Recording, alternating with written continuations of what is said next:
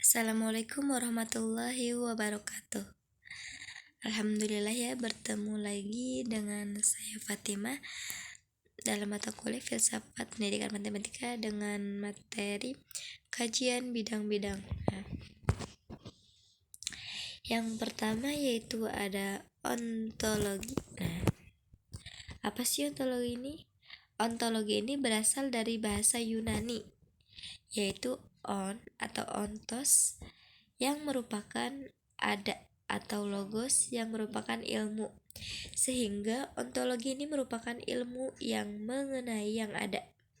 Jadi ontologi ini menurut istilah merupakan ilmu yang membahas hakikat yang ada, yang merupakan ultimate reality, baik berbentuk jasmani atau konkret maupun abstrak. Dalam Bakhtiar 2004 ya. Jadi menurut Aristoteles ini merupakan pembahasan mengenai hal ada sebagai hal ada sebagai demikian, mengalami perubahan yang dalam sehubungan dengan objeknya, atau G 1997. Jadi ontologi ini dalam filsafat ilmu merupakan studi atau pengkajian mengenai sifat dasar ilmu yang memiliki arti, struktur, dan prinsip ilmu. Selanjutnya di sini ada aspek ontologi. Nah, objek telaah ontologi adalah ada. Jadi objek formal ontologi adalah hakikat seluruh realitas.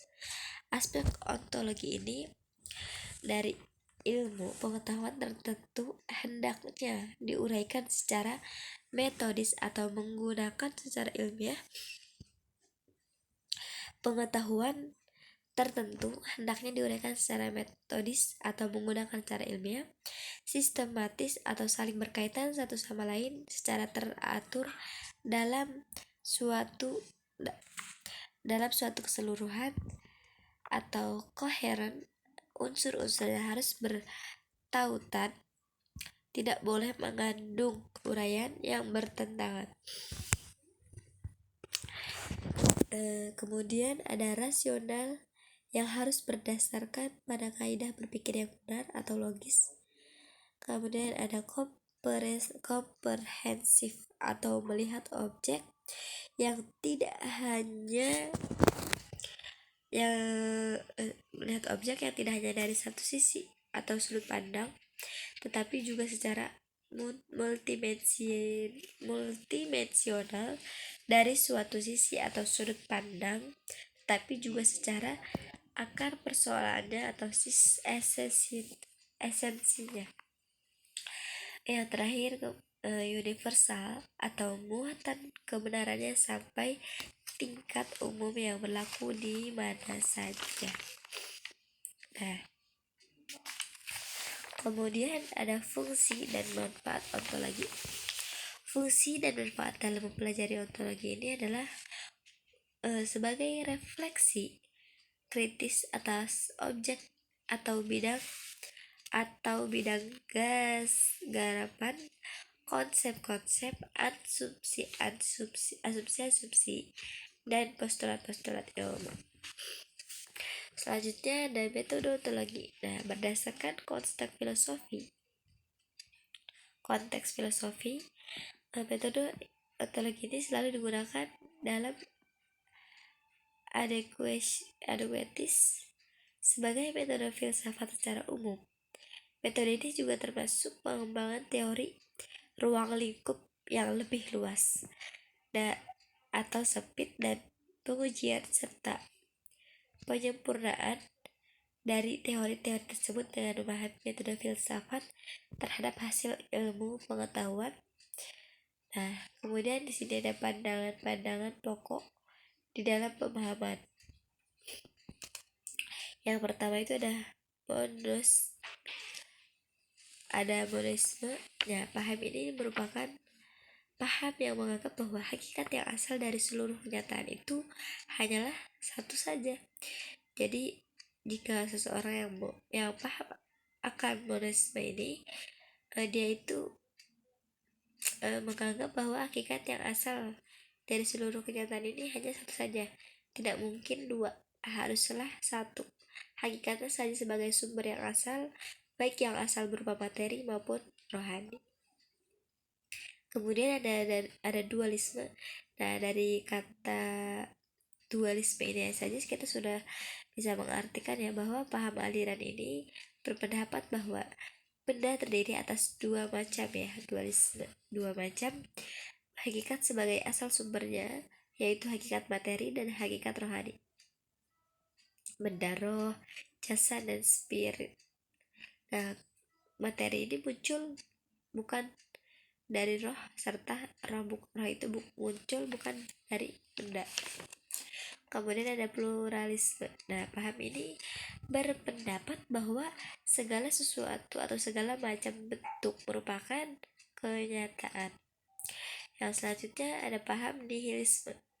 Paham ini adalah berpandangan bahwa segala macam bentuk merupakan tidak ada ya, atau dalam bahasa Latinnya itu yang berarti notik atau tidak ada. Namanya juga nihilisme, nihil ya, tidak ada. Yang terakhir ada agnotisisme. Nah, paham ini adalah kesanggupan manusia untuk mengetahui hakikat benda, baik hakikat materi maupun rohani. Yang selanjutnya ontologi dalam struktur ilmu ya, posisi dan peran penting ontologi. Ontologi ini sebagai landasan terdasar dari ilmu adalah dunia yang jarang dikaji. Hal ini disebabkan keberadaannya yang nyaris tak terlintas di benak sebagian besar para pengguna ilmu. Jadi pada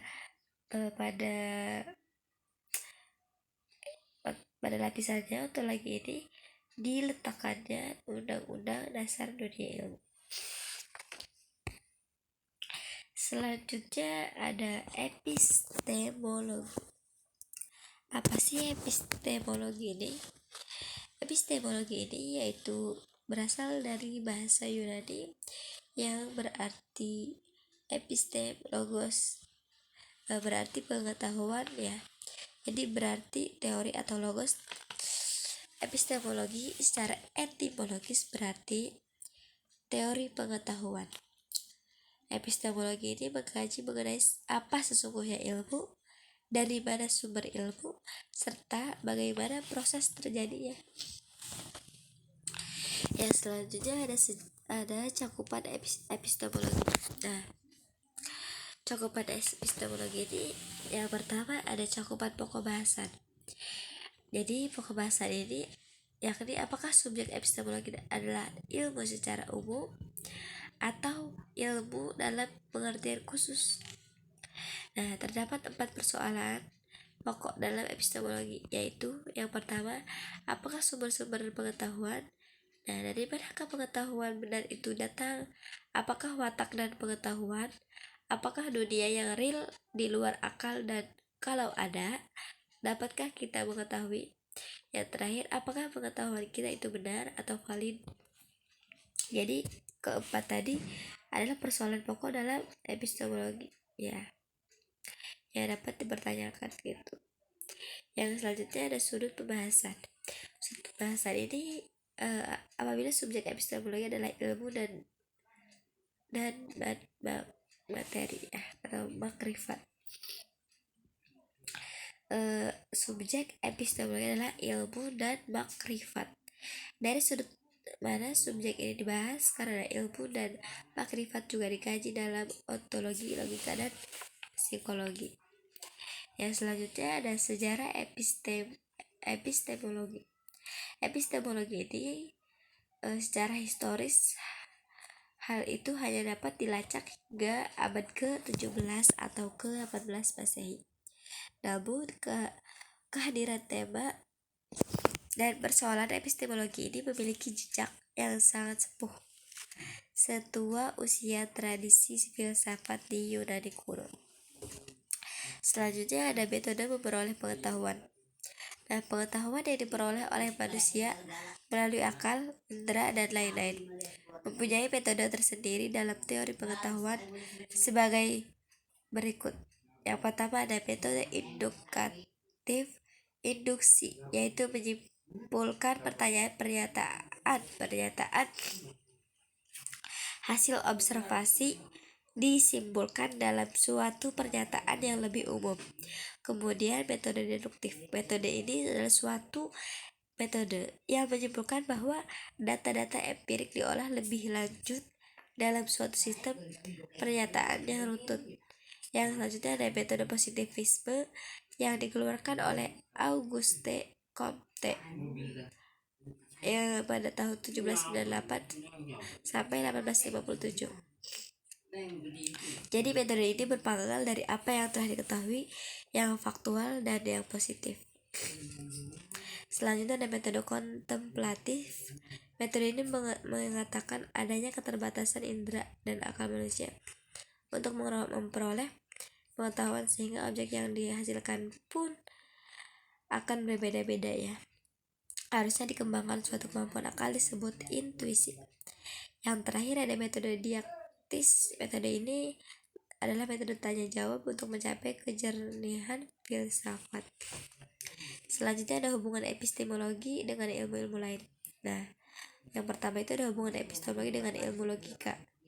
Ilmu logika adalah ilmu yang mengajarkan tentang metode berpikir benar, yakni metode yang digunakan oleh akal untuk menyelami dan memahami realitas eksternal sebagaimana adanya dalam pengembangan dan pembenaran.